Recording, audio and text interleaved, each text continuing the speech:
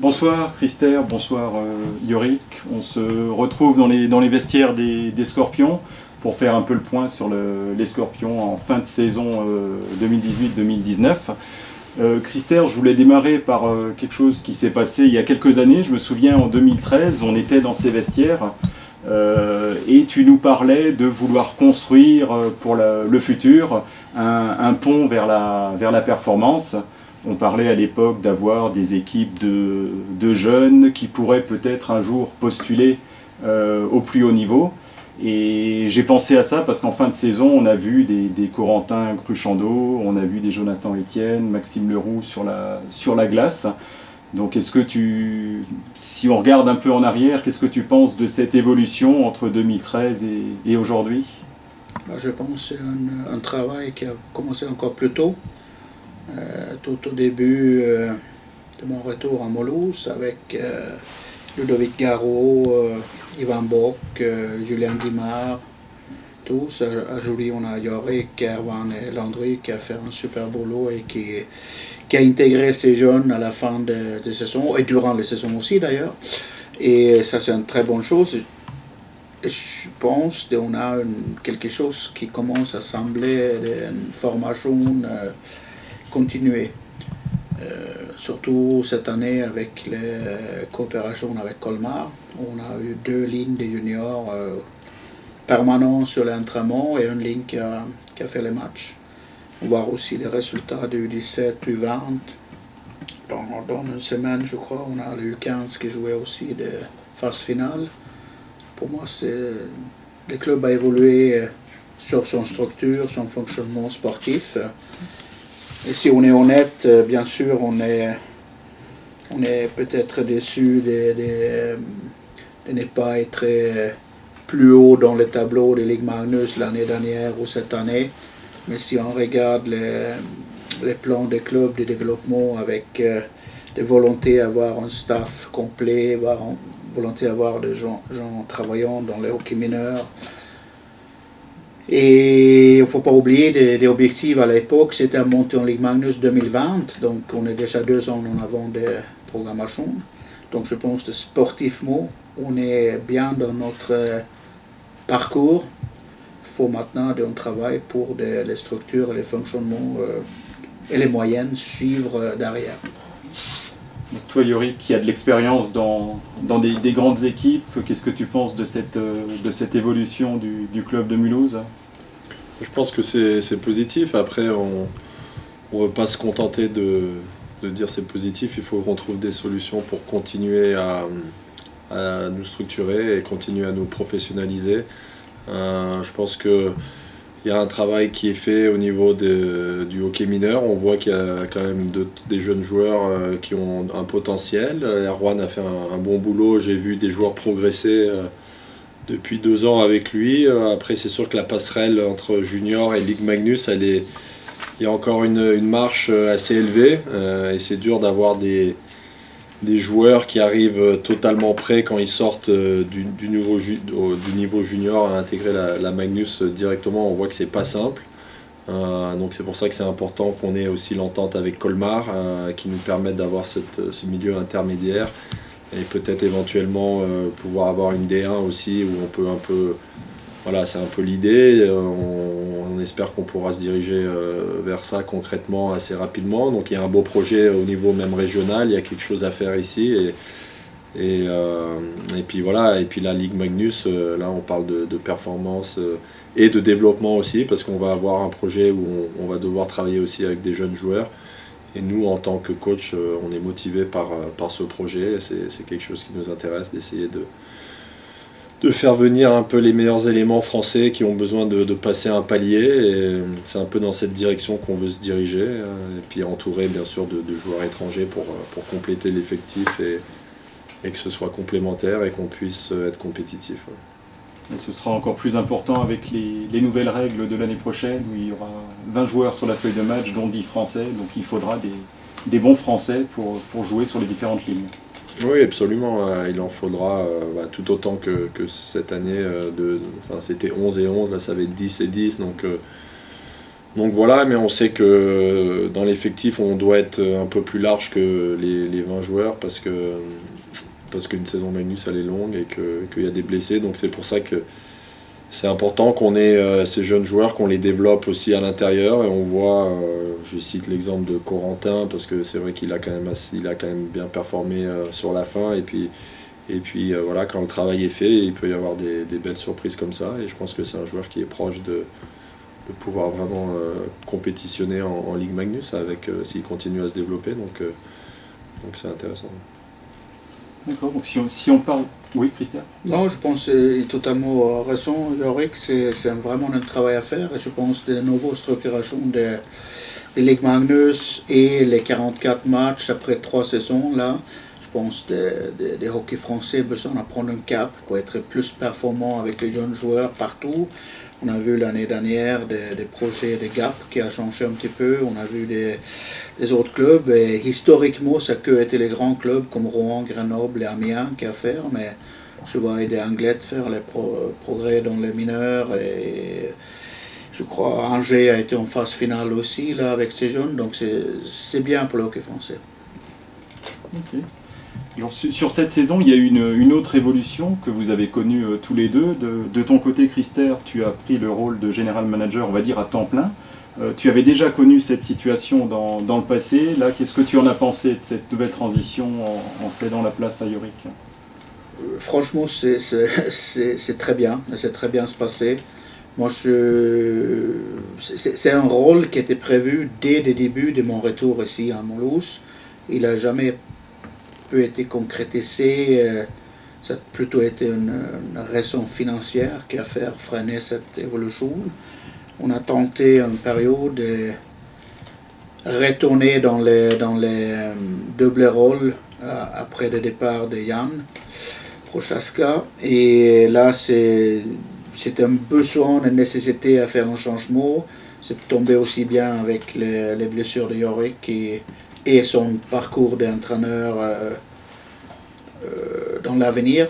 Et je suis très content des changements parce que le travail fait par Yorick et les 2 autres entraîneurs, ou 3 autres entraîneurs, parce qu'on a aussi Hubert qui nous aide avec le physique, c'est très très bien fait. Et dans le hockey moderne, tu ne peux pas occuper des plannings, de tous les extra sportifs et en même temps être performant dans l'entraînement, dans l'analyse de match, dans la composition d'équipe et travailler avec les joueurs. Donc moi je suis très content de cette structure.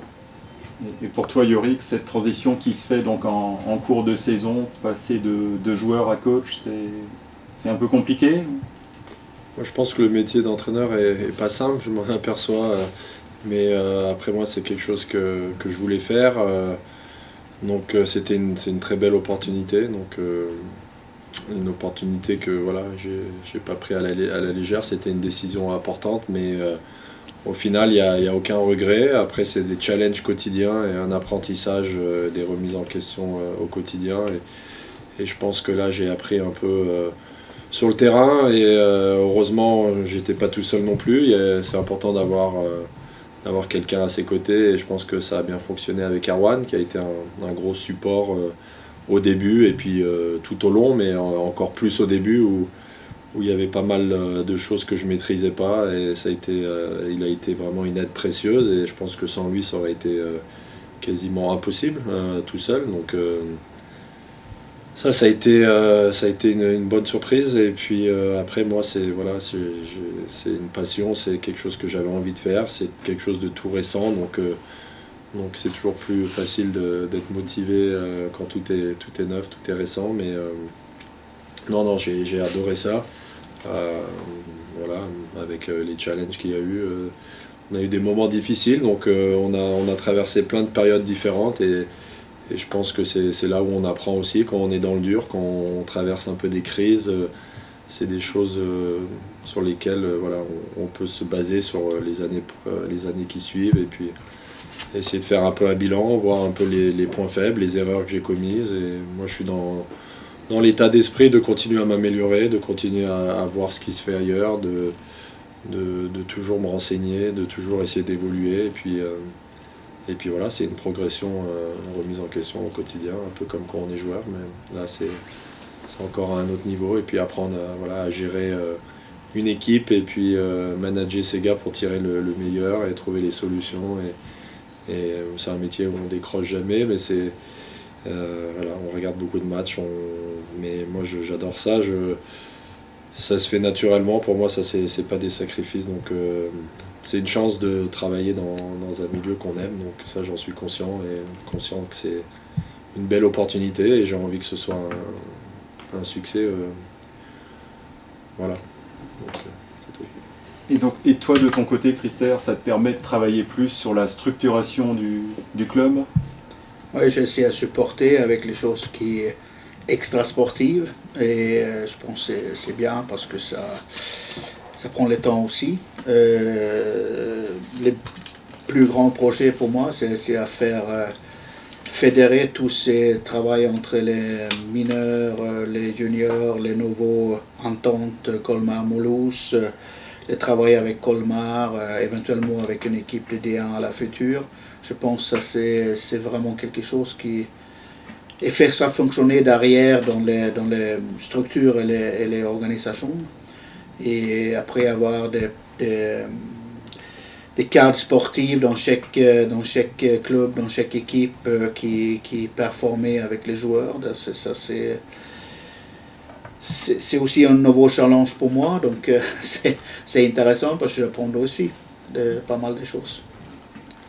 Alors, si on parle peut-être un peu de la saison, on a eu des phases assez différentes dans la saison, des phases meilleures que d'autres. J'irai avec très peu de recul. Qu'est-ce que vous pensez tous les deux de cette saison? Tu commences, Christophe? Ouais. Comme vous Bon, voulez. moi, comme j'ai commencé les saisons sur le banc, je pense que les pré-saisons, moi je vais faire une erreur d'opposition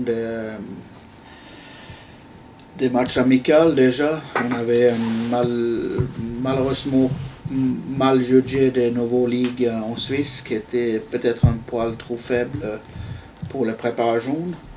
Après, on a eu je crois qu'on avait beaucoup de différentes blessures depuis un long moment pour moi, mais également pour Yorick, tout au début de son mandat. Donc, notamment sur les positions gardien.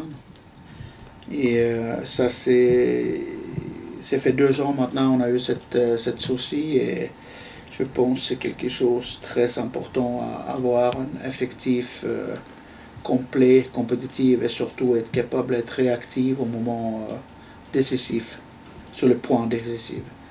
Donc après, c'est commencé dans le changement été, c'était un petit montée, après c'était une période dure encore et je voyais tous les jours des staffs, Yorick avec son staff travaillait très dur avec les joueurs.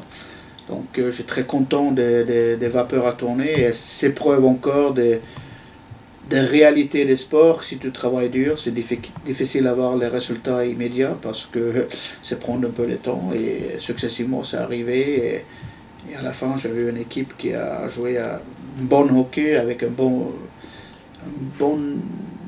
sentir une bonne ambiance dans les groupes, une bonne alchimie, et je vois les joueurs qui a grandi, qui avaient peut-être un peu difficile au début et qui avaient peut-être pas fait les prestations qu'on avait attendues au début, mais à la fin c'est beaucoup les joueurs qui a grandi.